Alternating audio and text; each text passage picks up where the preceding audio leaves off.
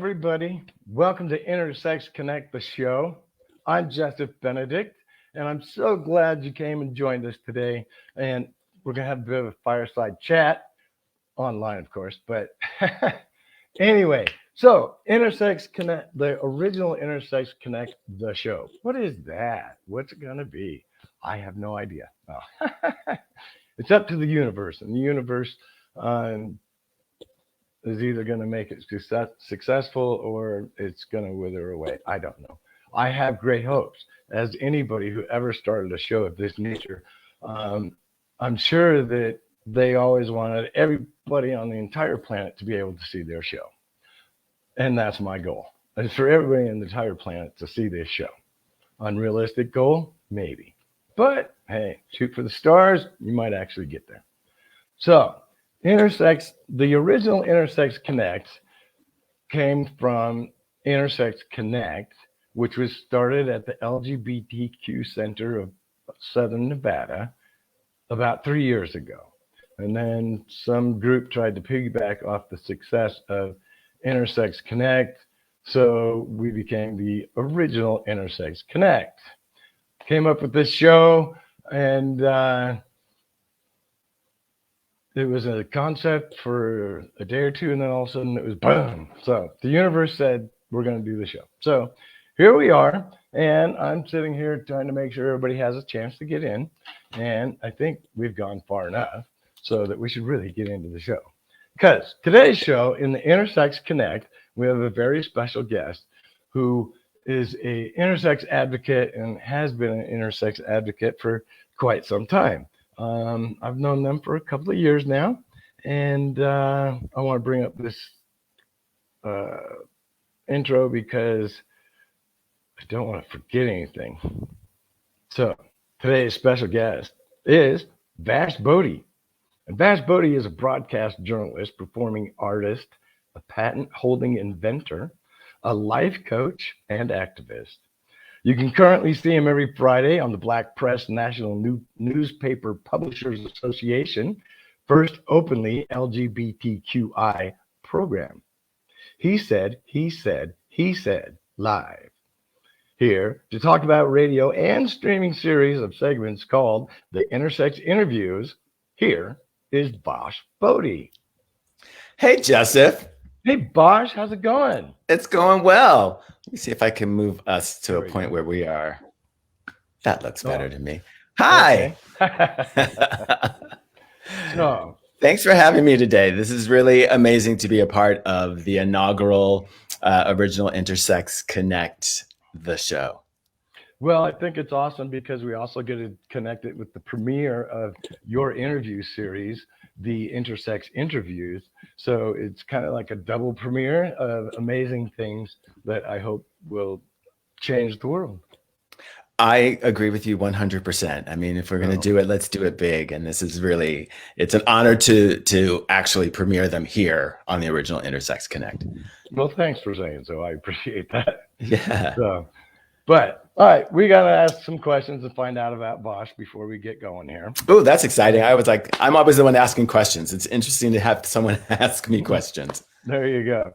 So I guess the first question I have to ask is, are you intersex? It depends on what definition you use. By, I guess, a standard definition, I would not be considered intersex because I would say that for the most part, I would be considered typically male. But I happen to have a general opinion, especially after I've learned more and more about what it is to be intersex. I think we're all a little intersex, and we can go into that a little bit later. But I think that everything is on a spectrum, and I don't think that there's anything that's really very male or very female. But from a typical standard definition, no, I am not. I'm not an intersex. Right. But you're also not a hardcore go running through the mountains with 50,000 pounds on your back, showing everybody how tough you are kind of guy, right? No, but I would love to meet one of them. There you go. So if you weren't intersex, how did you learn about intersex the first time? And like, how did you hear about it? And how long ago was that? And what explain to me how you learned about intersex. How about that? Right on. Well, back in 2008, I was living in California. Proposition 8 passed, and I was pulled out of my cool because all of a sudden, my rights were suddenly challenged. And I got really active in activism. I mean, I went to marches and all kinds of things. And through a series of events, I ended up getting connected to IMRU Radio, which is the nation's longest running LGBTQI radio news magazine, broadcasts out of Los Angeles. It's been on the air since 1974. So I started reading the news, and then I started becoming a presenter, and then I started doing segments with that show. There was a woman who worked on the show, and she kept mentioning her husband. And I kept thinking that that's kind of strange. I mean, then I thought, well, maybe she's just bi. So I said, hey, so you're bi. And she was like, I'm not bi, I'm straight. And I thought, well, why are you here? And she said, we as people on the planet need to always be looking around to see who we can lift up. And I thought that's super duper powerful. So I looked at what our initialism was and started learning more about things. And I was like, well, we had lesbians running around. We had gay people running around. There were trans people that would come in and out. I thought she was bi. So I thought, you know what, I'm not going to try to probe into anyone else's groove. But I saw the I and I thought, well, what is that? And I found out that it was intersex. And I thought, well, that will be my groove. And from that point forward, I was like, yo, I'm with the intersex people. Come on, y'all, let's change the planet. And that was really the beginning. And it's been maybe about 11 or 12 years that I have been aware of intersex people and considered myself to be an intersex activist.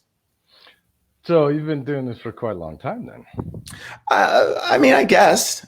Yeah. Well, 12 years is a long time. I've been at it for 13, I think. So okay, we both started at the same place, but I started from birth, actually.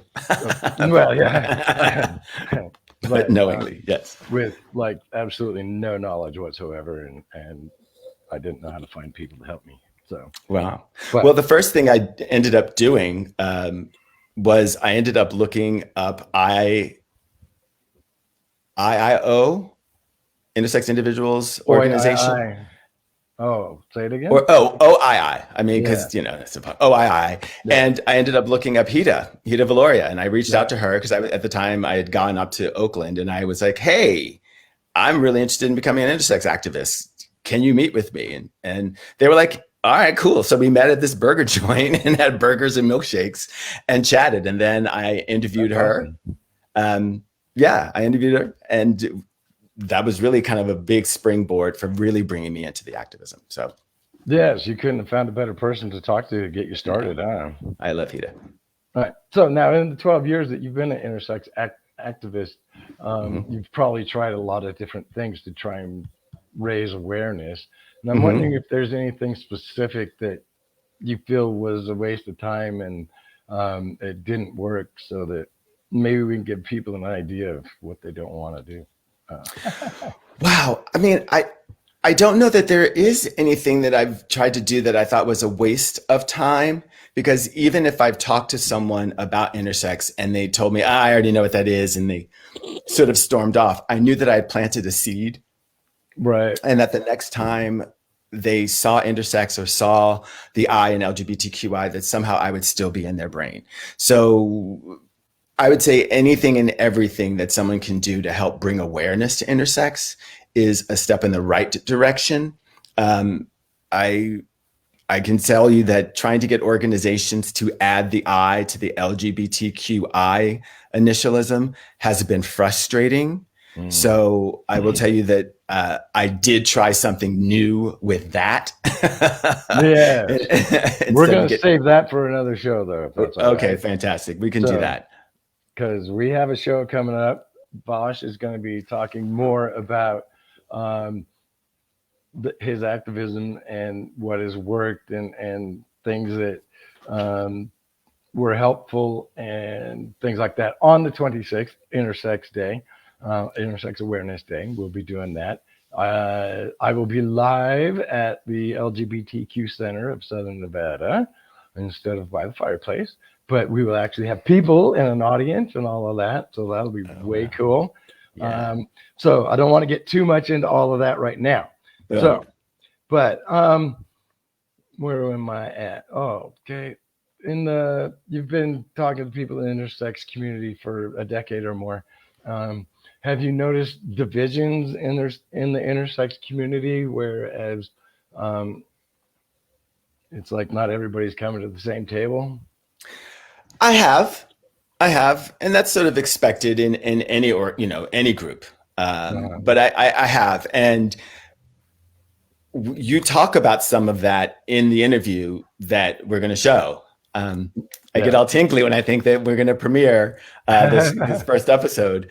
Yes, because I Because didn't tell Vash that until like 2.5 minutes before we started. exactly. And I've been working feverishly to finish it because, I've been doing radio. This is going to be the first video interview that I've ever done that's going to get any airtime. So the fact that it's about a subject and a group of people that I'm so passionate about is so thrilling. It's just, I'm all goose pimply. It's just amazing. So, well, speaking of the video, what inspired you to start doing the interview series?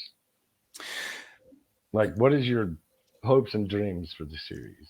well, those are two separate questions. The Yes, thing sir. that got me motivated really to do it was you pointed out, I've been an intersex activist for probably the last 12 years. I would say that I don't believe that as the sort of achiever that I am, that I was really living up to that name. And I thought I have got to do something that really pushes my activism to a point where I feel like I'm doing something. Awesome. So I like that answer. right on. We were, the quarantine had happened. We were in lockdown. I was taking care of my mom, or still am in many ways. And I really needed a creative outlet. And I thought, how do I do what I want to do and love to do, which is to talk to people and to create stories and be a storyteller? How do I marry that with my activism and elevate everything to a brand new space? And so I had started joining intersex groups online. Thanks to you. You were inviting me to. No, actually, I didn't know you at that point. So I joined one intersex group and I just thought, hey, why don't I see if anybody wants to talk to me? So I was like, hey, everybody, I want to do some interviews about intersex people. And the responses I got back were very mixed, very mixed. Yeah. But you were one of the first people to respond and were like, hey, I'll talk to you. And sure, I'll talk to anybody. Look, and you continue to bring that energy to this relationship that we're growing. You're like a childhood friend that my mom would be afraid that I was going to go hang out with, because we would end up doing everything. Like one of us would be like, hey, you want to go run by the train tracks? Hell yeah, let's go run by the train tracks. So I love that energy that you have. I was that kid. Yes, you still are that person. I see you. So that's why I started doing them. What I hope to get out of them is I really just want to expand the conversation about intersex, not only just outside of the community, but within the community, because there are so many different variations. And even intersex people will say, if you've met one intersex person, you have met one intersex person. Every variation is different. Everyone's journey within that variation is different. And there are times that people are bringing their experience and their journey to new conversations and want and need to be heard, that sometimes gets in the way of them hearing other people. So I hope that these interviews allow people to hear and see each other's journeys in different ways, as well as see that there are other people outside of the community that really are interested in helping intersex people, but also helping everyone by understanding that everyone deserves to be who they are from the moment that they are born, without any intervention, physically or emotionally, psychologically, etc. Amen to that. Amen to that. So we're talking about your interview series and the premiere and everything. Yes. And would you like to do a bit of a setup, and we'll go ahead and start the interview. The interview is a little bit over 20 minutes. So if you guys can hang out with us and watch the interview.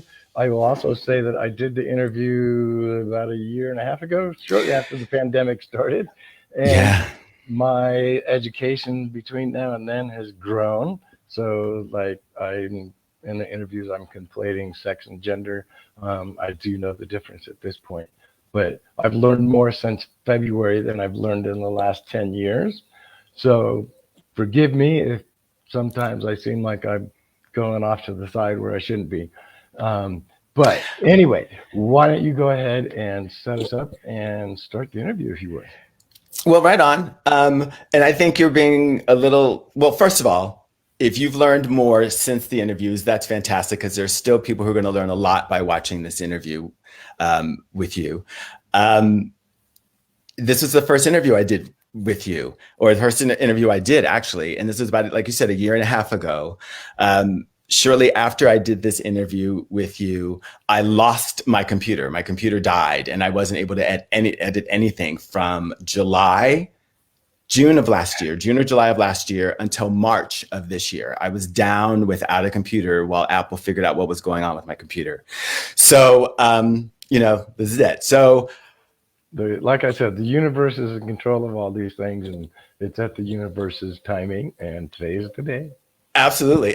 So, wow, this is really, I put together a series of questions that I wanted to ask all intersex people to give them an opportunity to present who they were and to expand the conversation about intersex. I also have learned a lot. I hope that this edit reflects what I've learned because I've edited it twice since I completed it since then because I'd learned more things. And I talked to you for about an hour, almost an hour and a half. So what you're seeing is what I do. I take what people say, I put it together in a way that concisely tells their story. And I hope you guys like it. We will be here afterwards to answer questions. And if you want to comment, if you're watching right now on Facebook Live, you can comment and we should be able to see your comments. You can comment throughout the show or the presentation, and then we'll answer any questions afterwards. Is that correct, Jesf? That is correct. Okay, cool. Cool. Let's go. Hi, I'm Vash Boddie, and this is TTV, Talk to Vash. I take you around the world to meet interesting people in and affecting the LGBTQI communities. If this is the first time you are seeing my face or hearing my voice, please like and subscribe to make sure you get all my content. In this episode, we kick off this ongoing series called the Intersex Interviews, where we meet people connected to the intersex community, each with their unique perspectives and stories to share. I invite you to settle in and enjoy as we explore the I in LGBTQI, right here on TTV, Talk to Vash.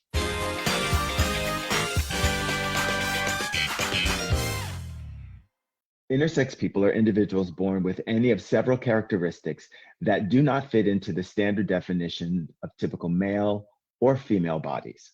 Joining me now is Jesf Benedict, intersex liaison at the Center in Las Vegas. Hi, Jesf. Hi, Vash. Jesf Benedict here in Las Vegas. Do you prefer Jeff, Jesf, Jess? Well, my given name when I was born was Jeff.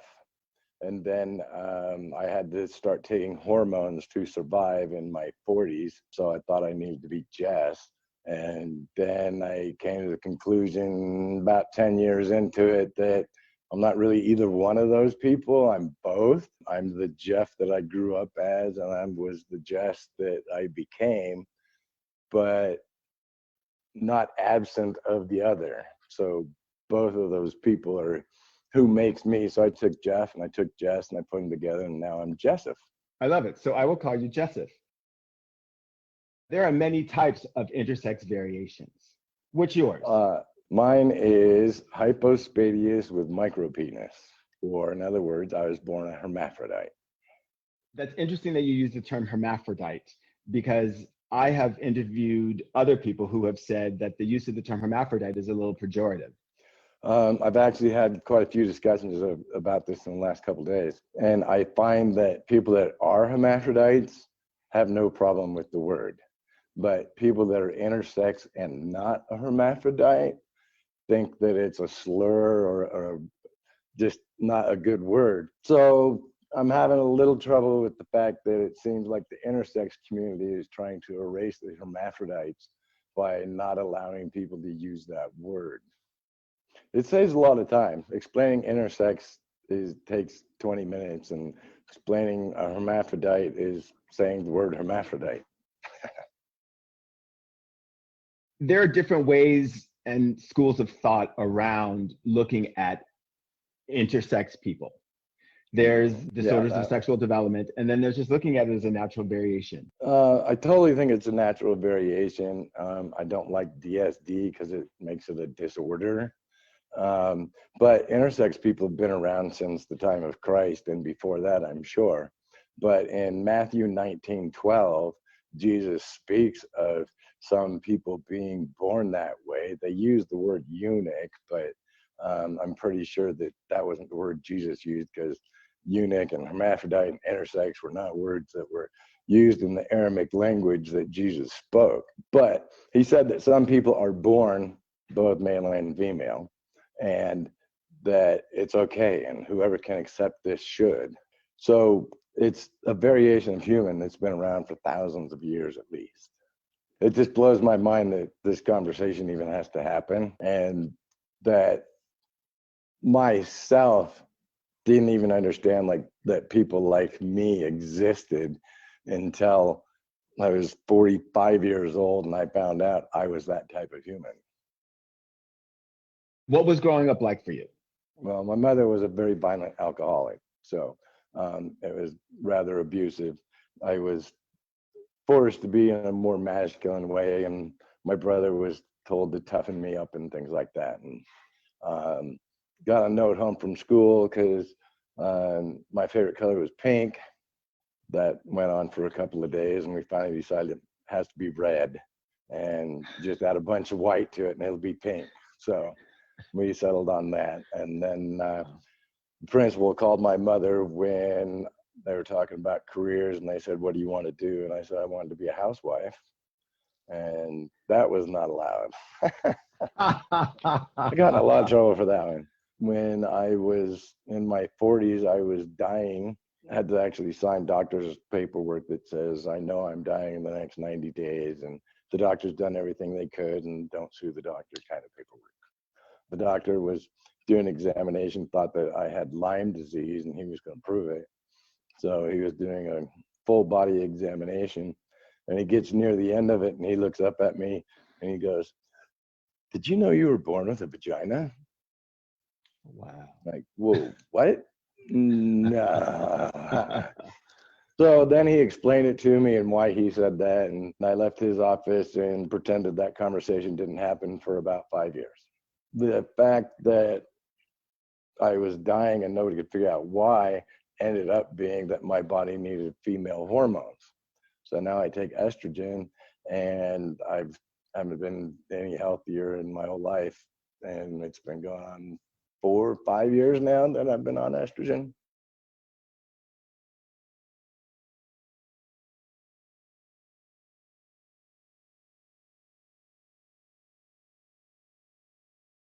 They surgically removed the vagina through hysterectomy and sewed all that closed. And then the penis was actually where the clitoris would be. So they moved it up to where it's traditionally placed. But in the process, the urethra wasn't designed to be that long in me.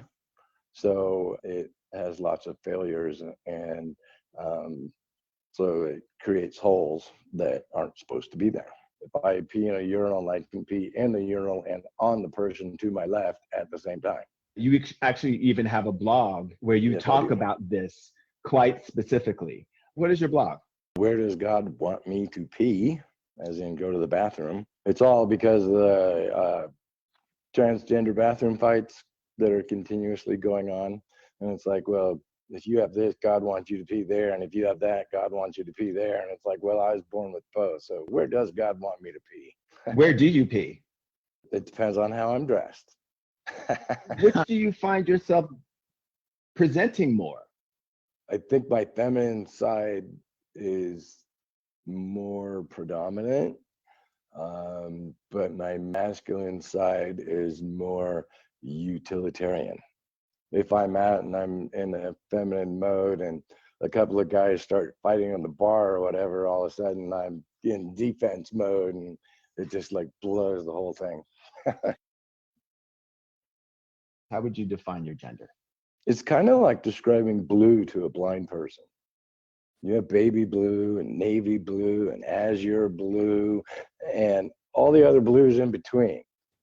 And it's really hard to describe it to somebody that can't feel it or see it or touch it. I don't have a label for it. I'm not really into labels. I'm Jesf. I'm both. I'm a amalgamation of male and female put together to create one human. All right. It's not A or B, and it's not A, B, or C. It's A through Z and 1 through a jillion, because as intersex people prove, gender is not just your chromosome. Let's talk about sexuality. How would you define your sexuality? I don't know, I would have to say that I was bisexual. I find some men attractive and most women attractive, but I've been married for 23 years now to a woman, and we had a son. When we got married, I told my wife that, I couldn't father a child, and so her taking birth control would be ridiculous. And a month later, she was pregnant. How was that possible? Not really sure. I mean, apparently things worked better than they ever thought they would. What's been the toughest part of being intersex? The most difficult part for me would be the fact that I had to take female hormones and started developing female features. So I was then immediately identified as transgender, and the way people treat transgender people is the way they treated me. People try and tell you that you're insane and that you're mentally ill. And, I have the advantage of medical science to know that I'm not. But if you're transgender and nobody's ever explored the fact that you're intersex, you might be, you might not be, but that doesn't make you less valuable as a human or worthy of ridicule and disdain. What were your inspirations? Who were your heroes that helped you get through this difficult time? Being an intersex person, that's the loneliest time of your life, because I literally thought I was the only one. Didn't know there was other intersex people out there, had never met an intersex person until I started reading about my situation. I'd never even knew it existed or that it was a possibility. And when you're first trying to learn about this stuff, and you're Googling it on the internet, it takes you to some extremely dark places that make you feel really bad about yourself. And so you even have less desire to talk to anybody about it or admit to it, or, even fathom the idea that it's true is difficult, because you go and try and find out on the internet, and the first thing comes up is that you're a fetish, and that it's horrifying what you can find on the internet. But then you start getting into it, and there's very little talk about the actual numbers of people that it affects. So you're reading this about yourself, and you're like, holy smokes, this is me. Am I the only one? Until you find an intersex group or create one like I did, you don't even, you're on an island. You don't have anybody. So I'm afraid there were no heroes at that time. You have established community. Well, I felt I had to, because I gotta be honest with you, this is the last subject I want to talk about. But there's children whose lives are being destroyed the same as mine was so that they can be normal. And it's not normal to do that to a child. What type of medical intervention do you recommend for people with your variation? Unless it's medically necessary, and in my case it was not, I would wait. I wouldn't do anything. There's no reason to do cosmetic surgery on a child. And if that child later decides that they fit into the binary and they want to be either A or B, let them make that decision. That's up to them. They should be able to decide when it's time. They'll let you know. Some children mature much quicker than other children, and most intersex children are rather intelligent. Like every intersex person I know has a high IQ. And I started asking because it was becoming relatively prominent. So I'm thinking that these kids would know relatively early in life how they felt, whether they felt like they were a boy or they felt like they were a girl. But I don't think that they should have to decide. Which brings us to the California bill and the Nevada bills that are trying to be passed, where they're actually making it law that you cannot operate on a child with cosmetic surgery prior to their knowledge. You know, it's the second time that they've tried to get this bill to go through, and they decided it didn't affect enough people, so it didn't matter. Do you have numbers? I believe intersex is underreported, and that the parents that have noticeably intersex children don't report it necessarily, and the parents that have not noticeably intersex children don't know, so it is never reported. So I'm thinking the estimate of 1.7% is at least half of what it really is. The other catch to that is that they have now got testing so that they can do in vitro testing and abort the intersex babies before they're born. Years ago, the intersex communities said, stop doing that. Yes, but just because we said stop doesn't mean it happens. Do you believe that the initialism that's used by the LGBTQI community, do you believe that it should include the intersex people? I do believe that it should include intersex people because it's literally about human rights, and intersex people are human. Just like gay people are human, transgender people are human, lesbians are human.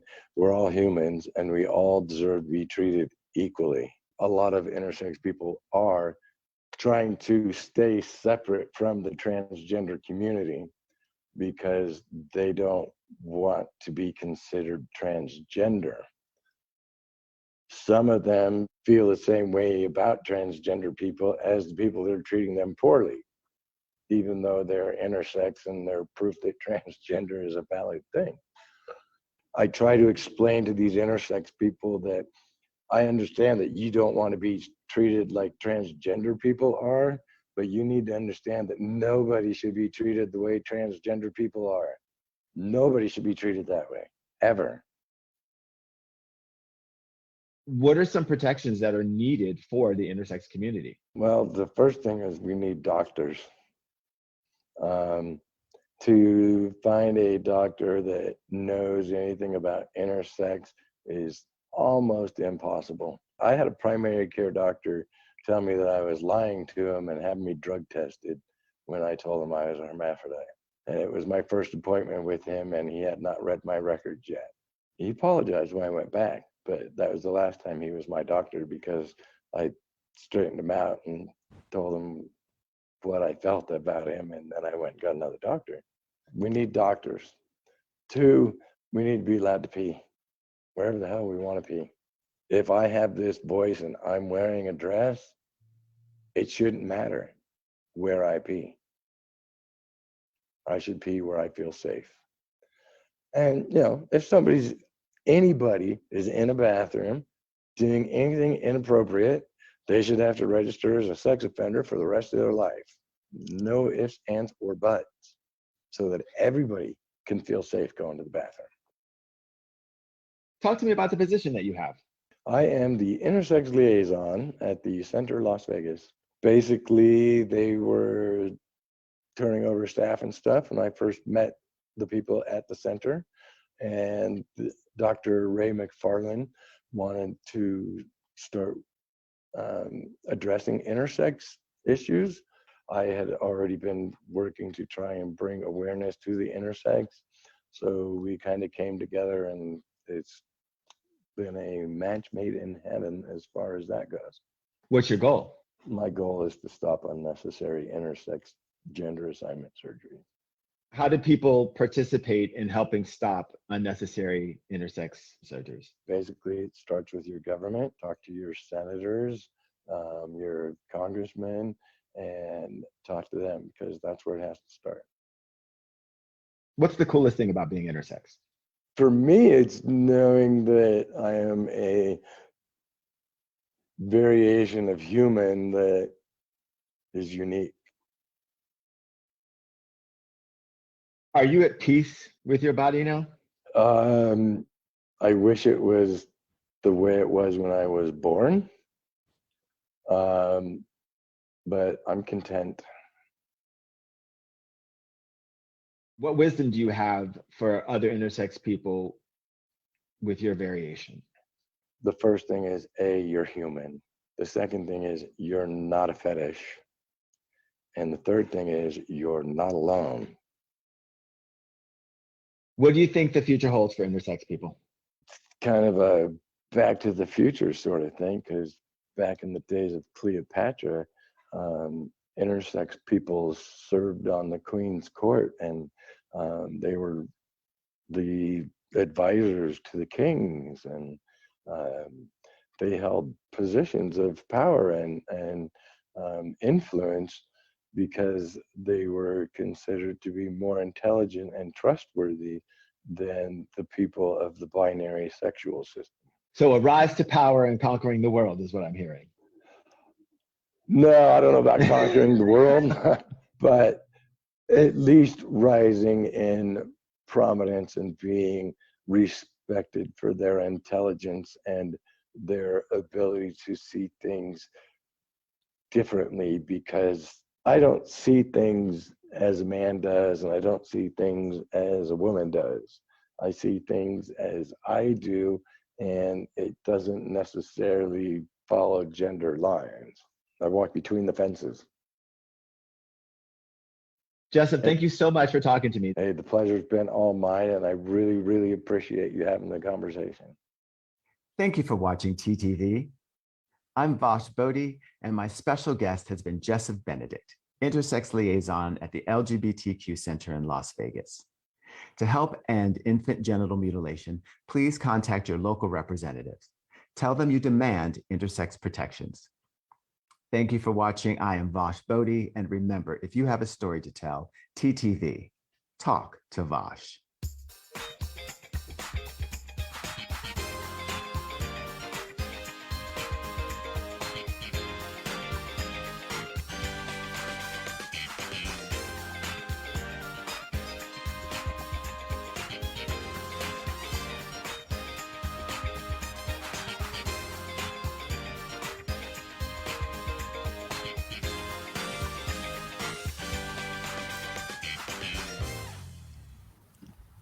All right, there we go. That was awesome. We're back.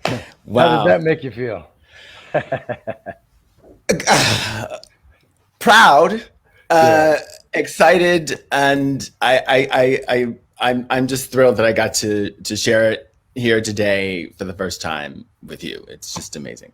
Well, I'm certainly glad that you were willing to share it with us today, and on our inaugural episode of the original Intersex Connect, the show. I got to learn how to say that better.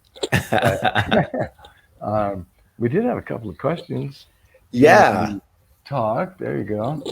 I think we may have kind of addressed this as far as how we're going to how the broadening spectrum of the intersex, because there's, I think, 53 ways now to be intersex. 10 of them are just the way the X and the Y combine, and then there's all sorts of hormonal differences, and they seem to like slice them and try and find the slightest difference between one and the other. And so they can add another one and they just water it down because only a certain percentage of people have this. But Right. of course, we divided this into 17 categories after we created this. So, of course, there's only 5 people that have it. 3, 2. I mean, there's only one person that ever had that. So they keep chopping it down and adding more categories. But where was I going? Oh.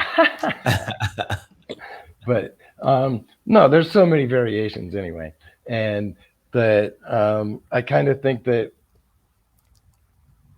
male and female are on one side or the other, and that the hermaphrodite is in the middle, and all the variations work their way out until they become hyper masculine or hyper feminine, or however you want to address it.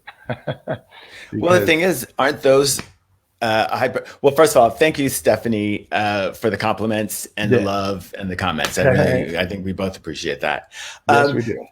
When you start getting outside of the spectrum of what is typical male and female and get to the beyond where you're uber masculine or male or uber female, those are actual intersex variations. You've got triple X and you've got XYY. So, even the concepts that we have of what is really masculine and really feminine are intersex variations, which is why, when I said, I think we're all a little intersex, the general population, when you really sort of put us all out there, have some variation or another. I mean, there are actually celebrities out talking about their bodies, and I don't believe that they're aware that they're telling everyone that they're intersex. There's the guy, the rapper Lil Dicky, who has he was on the Emmys. He was rapping, a white guy from really around this neighborhood where I am right here in Philadelphia, talks about the fact that he has hypospadias and micropenis, but he doesn't say that he's intersex. And Nikki Glaser, who is a comedian, often talks about how her vagina looks like a hastily packed suitcase. And when you look at the images of vaginas as they go from super small and compact all the way to almost being testicles, hers fits somewhere on the more extreme side of the intersex spectrum. So, intersex people are everywhere. Yeah, they are. And, the 1.7% is based on intersex people that had problems that need to be fixed, and they found out they were intersex, not based on how many people are actually intersex. I don't even think, and I could be totally wrong, that they have a true definite standard of XX and these hormones are a man and X, or, and these hormones are female, and that they have it all so that you can say, oh, no, this is not male. This is not female because it doesn't fit this exact criteria. And if you did it that way and worked backwards, instead of saying everything has to be XX or XY, if you said that let's prove that it's XX or XY, I think they'd find out that very small portion of the population would actually fit into that. Probably something like 1.7%. They wouldn't even be worth thinking about. Oh. Oops, well, sorry. But this is why we have these conversations and why I decided to do these interviews, so that a wider audience can start understanding the concepts. And, that was just your interview. There's an interview with Edie Gito Meisner, who I met on one of the Facebook groups.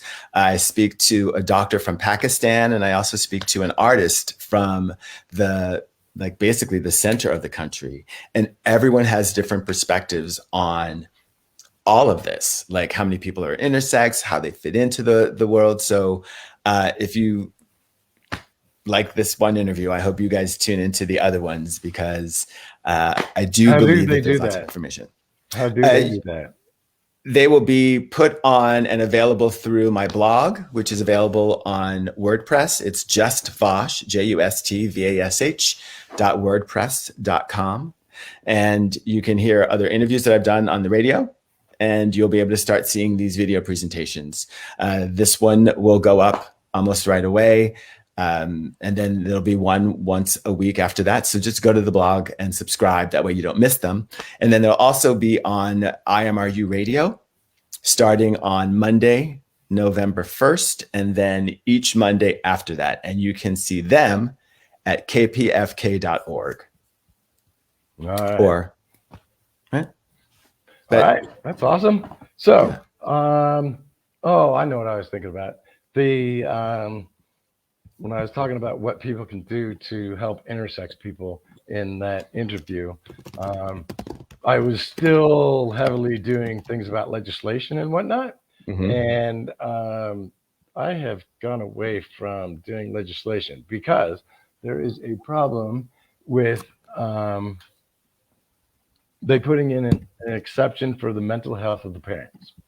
So, and as long as they put that exception in there, we're going to have we will never ever stop these surgeries. So what we need to do is make intersex people normal so that their parents aren't scared to death that their child's not going to be allowed to go to the bathroom or participate in sports or be told that they're insane for the rest of their lives. So we need to really broaden the conversation amongst other people and make intersex normal as opposed to something the parents are terrified about and feel they have to fix. Yeah, and they do that because they're just not aware of, one, the fact that it's natural. Right? That it's a naturally occurring experience. I mean, everyone else talks about all these other naturally occurring variations in the human body and experience. We just have to make sure that they're aware, which is why intersex awareness this year has just been such a big focus for me. I've been just posting and doing clips and doing all kinds of stuff just to get people aware that the 26th is an Intersex Awareness Day. I appreciate it too, by the way. You are so welcome. So we're kind of running out of time, aren't we? We have a little bit. Yeah, actually, we're running getting to be about that time. And so why don't we wrap this up? Well, Stephanie has a question. If you don't. Where'd it go? It's on the screen. It says, pardon both. I am male on my birth certificate, but I am able to have sexual intercourse with a guy and able to conceive a baby. I'm not sure if that is a question for us or if that's a statement. But if it's a question, I have no clue because there's so many intersex variations that I don't think anything is impossible. Impossible has disappeared from after learning out that I was intersex. And to be honest, if it wasn't happening to me, I wouldn't believe it. But once I found out about it, the word impossible has just like disappeared from my vocabulary because, wow, everything's possible, isn't it? I mean, if you can conceive it in your mind, it is possible for it to physically manifest. So absolutely. So anyway, I would like to make sure everybody is invited to October 26th, Tuesday, Intersex Awareness Day. I will be live at the LGBTQ Center of Southern Nevada, and we will have a live audience, and we'll be feeding them a little bit of food. So if you want to be part of the live audience, you're welcome to be there. The doors open at 5:15 at the center, and that's obviously Pacific time. And the show starts at 5:30 Pacific time, online and in the center both. And we will be talking about good advocacy for the internet community and what works, what doesn't work, and things of that nature. Well, I have a question for you about this program, Jesf, because this is the inaugural episode of the original Intersex Connect, the show. Yes. I'm wondering, what's next? Is there going to be another episode? Well, I'm hoping there's going to be another episode, and then we'll have somebody sit down by the fireplace. And if you come sit down by the fireplace and do an episode with me, I'll fix you dinner too. And I'm really good at cooking. So you are hilarious. Well, but depends on maybe some suggestions for guests and things of that nature. If we could get people to comment who they think would make a good guest or volunteer to be a guest, that would really help. Well, I mean, because on my show and part of my activism, I've designed a bunch of intersex awareness t-shirts. As a matter of fact, I'm wearing one of them now. I'm going to stand up a bit so you guys can sort of see it. There you go. It just says, And keep calm, they're intersex. there you go. I have a bunch of other ones. They're out there on Intersex Awareness Tees. I would like to donate a t-shirt to the person who in the comments is the person who gets right the next guest that is on the Intersex Connect show. Now, I don't know that the next episode has even been established yet, so people should make as many guesses as they want.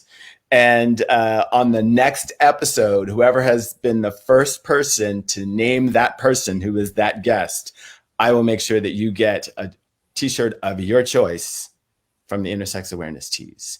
So, and where can we see the rest of the Intersex Awareness Tees? it is on, I will put that into the comments. Let me see if I can actually get that into the comments right now. Because that would be the best thing to actually show everyone.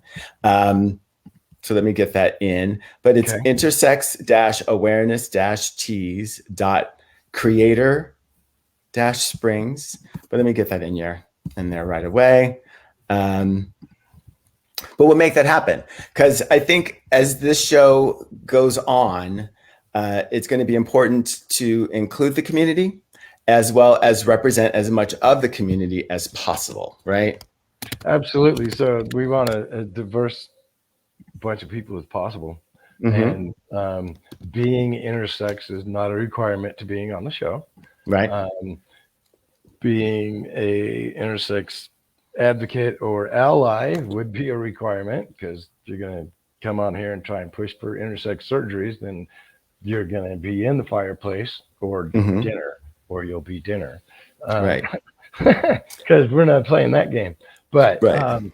But yes, allies, friendly people that think these intersex surgeries are ridiculous are absolutely welcome, and we can do interviews here online, like we did with Vash and I, because Vash is in Philadelphia, and we can make it work. So. And then where do we go from here? If anyone's interested in being involved in the program or the broadcast, they should reach out either to you directly or put it in the comments that you're interested in getting involved with the show, because I think it definitely should be something that continues to move forward. There you go. Yes. Jesf Benedict at gmail.com. So Jesf Benedict at gmail.com. Or they can just comment and or respond to the Facebook group, right? Absolutely. Yeah, so I think you'll definitely get those as well. So right on.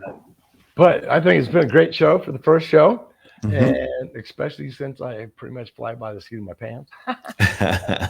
It's like, and Vash didn't even know exactly what we were doing until like 2 minutes before we started doing it. I thought that was funny. Bobbing and weaving. There you go. You got to adjust and go where the universe takes you.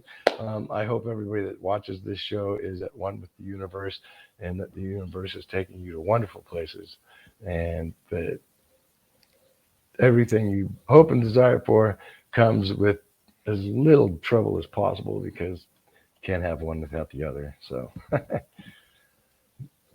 right on.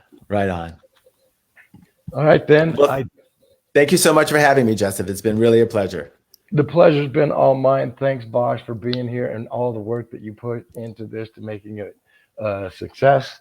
I absolutely could not have done it without you. I will need a serious technology upgrade at this address before I can do that. And so I appreciate all of your help very, very much. I appreciate everybody for watching. Thank you so much for tuning in and learning a little about intersex today. All right. Bye. Bye now.